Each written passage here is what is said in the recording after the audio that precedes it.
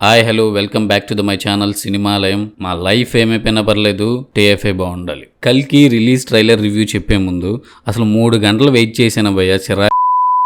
Wait చేసి వదిలేసి మా ఫ్రెండ్తో ఫోన్ మాట్లాడుకుంటప్పుడు నోటిఫికేషన్ వచ్చింది. ఎంబట్నే ఓపెన్ చేసి చూశాను.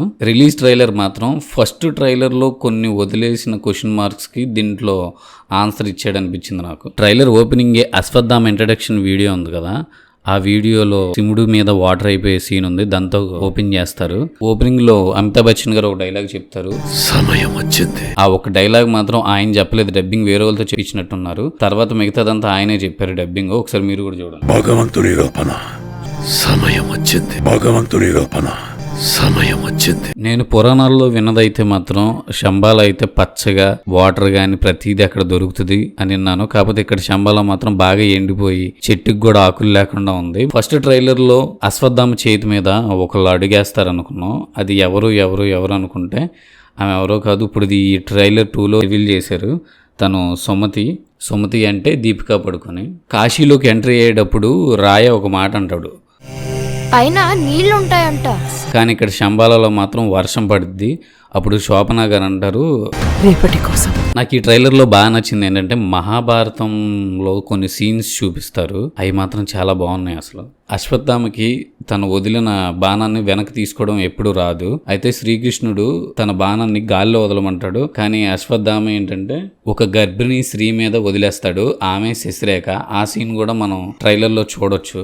మహాభారతంతో స్టార్ట్ అయ్యి కలియుగంతో ఎండ్ అయిపోయే స్క్రీన్ ప్లే, ఆ టైప్ ఆఫ్ స్క్రీన్ ప్లే ఉంటుందేమో అనుకుంటున్నాను. లేదంటే మధ్యలో మహాభారతం చూపించవచ్చు. ఇప్పుడు ట్రైలర్ లో ప్రభాస్ను అశ్వత్థామ కొట్టుకుంటుంటే సడన్ గా అశ్వత్థామ వెనక్కి వెళ్తుంటే ఒక టైప్ ఆఫ్ ట్రాన్సిషన్ తో మహాభారతంలో తీసుకెళ్తారు. అలా ఏమైనా చేయొచ్చు స్క్రీన్ ప్లే మేబీ. అసలు కమల్ హాసన్ గెటప్ అయితే పీక్స్. అసలు కమల్ హాసన్ లో లేడు ఆయన. ఈవిడెవరో మొక్క తొక్కేసుకుని వెళ్ళిపోతుంది. గుండె బద్దలైపోయిందా భారం? ఈవిడెవరో నాకు అర్థం కావట్లేదు. మీకు తెలిస్తే కామెంట్ బాక్స్లో కామెంట్ చేయండి. మహాభారతం సీక్వెన్స్లో అశ్వత్థామ జెండా పట్టుకొని మోకాల మీద ఉండే సీన్ ఇది.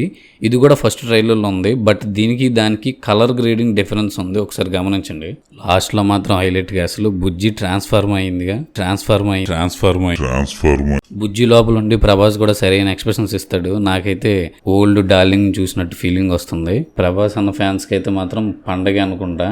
బుజ్జిగాడు, డార్లింగ్, ఆ టైప్ ఆఫ్ యాక్టింగ్ అంతా దీంట్లో కనబడుతుంది. ఓవరాల్గా ట్రైలర్ అయితే మాత్రం చించేసింది అనమాట. నిజంగా చాలా బాగుంది.